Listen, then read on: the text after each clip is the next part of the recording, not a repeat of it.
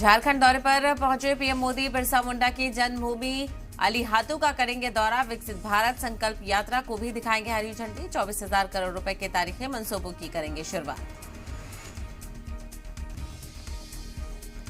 Election commission ने प्रियंका गांधी को वजह बताओ नोटिस जारी करके मांगा जवाब। बीजेपी की शिकायत पर एक्शन। पीएम मोदी के खिलाफ झूठा बयान देने का इल्जाम।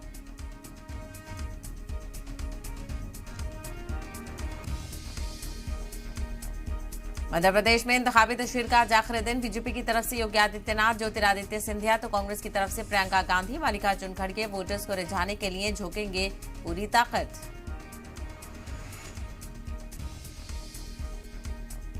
आज क्रिकेट वर्ल्ड कप से पहले सेमीफाइनल मैच में हिंदुस्तान और न्यूजीलैंड की टक्कर। मुंबई के वानखेड़े स्टेडियम में होगा मुकाबला। रोहित शर्मा बोले, पूरा फोकस मैच पर, कुछ अलग करने की जरूरत नहीं।